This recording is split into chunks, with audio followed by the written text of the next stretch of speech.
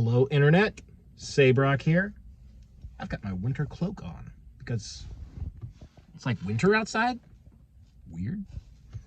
I didn't expect weather like this week, but it's okay because this has surpassed my expectations. Way better than being like hot, right?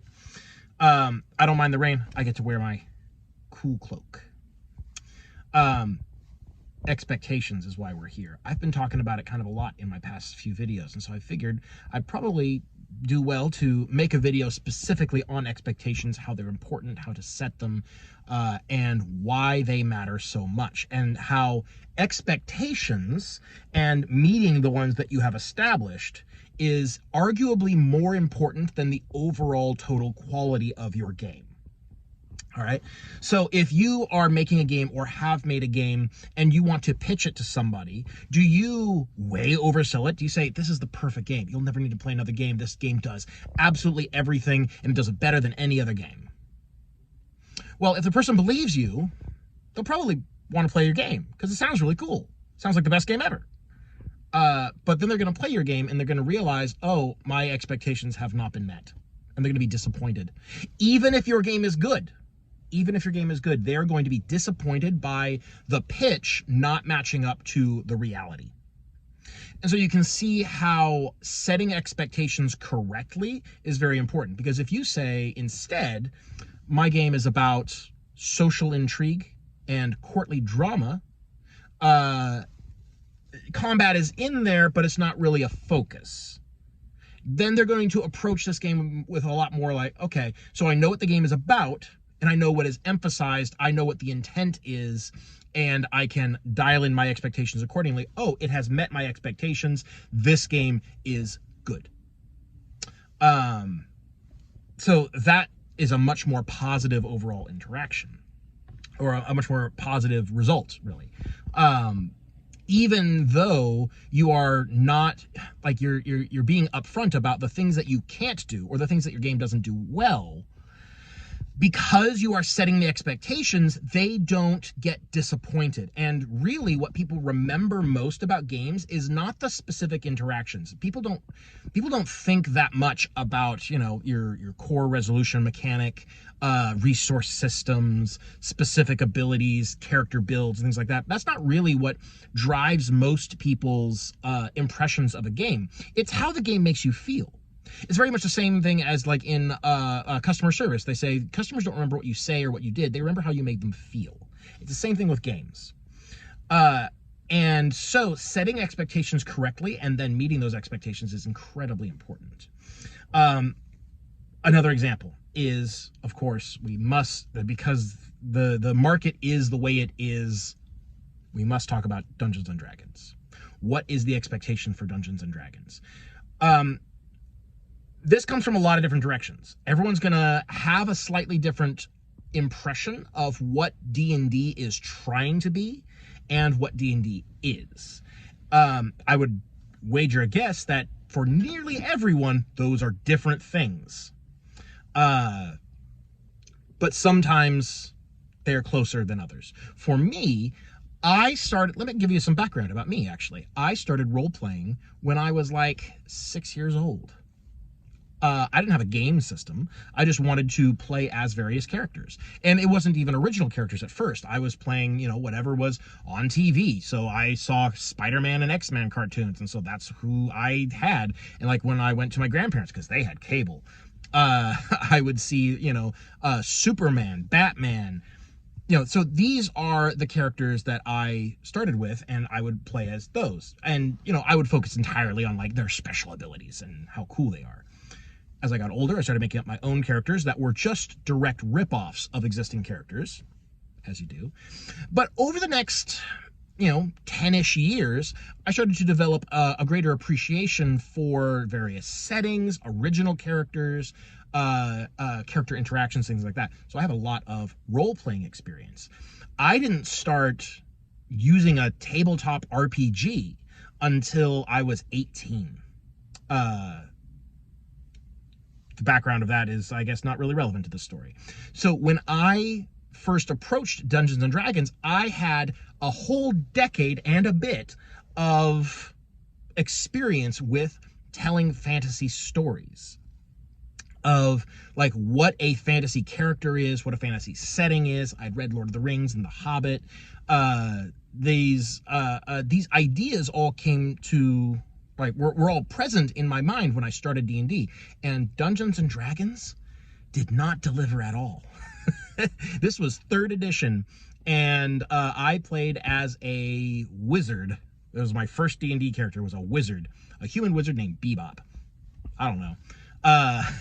And I died in my first encounter. Why did I die in my first encounter? I'll give you 2 reasons. Because the magic system's weird, right? I didn't know how to use the magic system. I didn't know how to pick good spells or anything like that.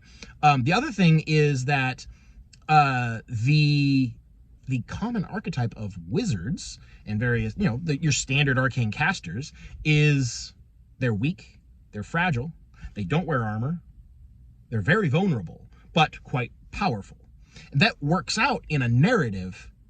It doesn't really work out in D&D, because then you die the first time you get hit, because I had a -1 or a -2 in my constitution score, very few hit points as a wizard at level 1, and so bleh, dead. Well, that's terrible. That's terrible. My expectations was that I would be squishy, but the game will accommodate a squishy character. The game doesn't accommodate a squishy character in that way. And so my expectations was that I would be challenged, but not that I would be completely removed the first time an enemy does anything to me, right? So this was a failure of expectations. Later on, I started to understand the system of what it's trying to do better. And so I had to alter my expectations as I learned the game. I still had this desire for a actual high heroic kind of hero fantasy, which 3rd edition never really delivered on, not in a real way. 5th edition also does not deliver on this, which is why I prefer 4th, because that's what 4th edition, the reason why. So I've talked a lot about 4th edition on this channel and in my Discord server and everywhere. I have been known in some parts of the internet as the 4th edition evangelist. You know why? Because 4th edition met all of my expectations. I had ideas about what fantasy is supposed to be, and D&D as a franchise is supposed to be like this sort of generic catch-all fantasy game. And so you should be able to do the things that you want to do. And the things I want to do are high heroic fantasy. These sort of, superhero style characters, sort of larger than life, very dynamic movements and whatnot. And 4th edition really delivered on that, which is why I gravitated so much towards it. I, grabbed on that. Oh, this is great. This is what I want. What I want has shifted over the years, but that is what I want. That's why I think that because even despite its flaws, and 4th edition has flaws, it has several flaws, in fact. When I think about what I would do if I were making a new version of that game, the list of things I would change or alter gets kind of long, to be honest. But it's okay, because the end result met my expectations. I say all that to say this: your game doesn't have to be perfect. But you need to know what your game is about, what your game does, and what it specifically doesn't do, right? Being aware of those things, the strengths and the weaknesses, so that you can communicate to the player directly and indirectly, both in how you market your game, how you talk about your game, and how the game is literally presenting itself on the page of the rules. All of these things contribute together to establish expectations. And meeting those expectations is so important. If anything, undersell your game, so that when they realize that things aren't as presented, it's like, oh, it's actually better than presented. Isn't that great, right? Expectations are more important than the actual overall result. You can have a great game, but if you've oversold it, people will remember it as the game that's overrated, that talks too highly of itself, or it doesn't do all the things that it says it does. D&D has been guilty of this many times because it tries to tout itself as the does anything game. Not always necessarily very directly, but the community treats it as if it does anything. The community treats the fighter as if it is a durable character, the barbarian as if it is a durable character, the rogue as if it is high damage. These things don't pan out in actual practice if you pay attention to, how often do your characters actually go down? How often do they die? How much damage are they taking compared to other characters? Or how much damage are you actually dealing relative to other characters? Like, these things don't actually work out mathematically or in practice, despite the fact that the community holds it as an expectation of the game. And that is why I think I was so very disappointed in the Barbarian, because people said the Barbarian, yeah, it's not a caster, but it's okay, it's good, it's very durable, and it does a lot of damage. And I found that I did basically the least damage in the crew, and I had a lot of hit points, and I was taking half damage most of the time, but I was taking so much extra damage on account of being a melee character and having a bad AC and often granting advantage to enemy attacks. All of that added up, and I ended up taking more damage than anyone else in the party, even after resistances, and going down frequently. Like, I was often unconscious by the end of a difficult fight. Switch over to a wizard, and suddenly I'm untouchable. Like, I'm the tankiest member of the party, I have the most hit points in the party, and I'm not taking damage, right? And I'm operating from a safe place. So that lack of meeting expectations, the fact that, casters are not squishy, the marshals don't do the things that the community or the game suggests they can do, results in a profound disappointment, even beyond the actual design issues that I have with the game, and there are so many of those. Playing the game is disappointing because it does not meet the expectations that it sets and that I want it to meet, which is why I play 4th edition instead, because then my expectations are met, mostly.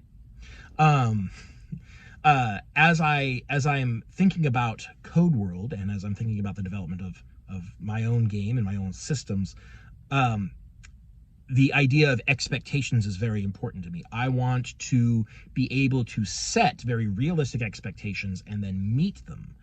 I don't need to oversell my game, but I do need to make sure that what I say my game does and what I say my game is about are realistic and meetable goals, and that I do the work to make sure that the game fulfills those expectations. Expectations are incredibly important in game design, just as they are in like pitching a campaign. That's why session zeros are so important. It was one of my very earliest videos, is how important a session 0 is at the beginning of a campaign, so you can set expectations.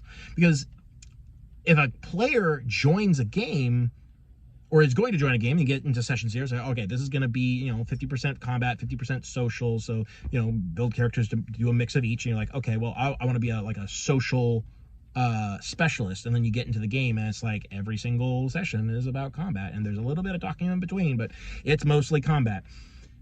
Then your expectations have not been met. You're going to be disappointed, right?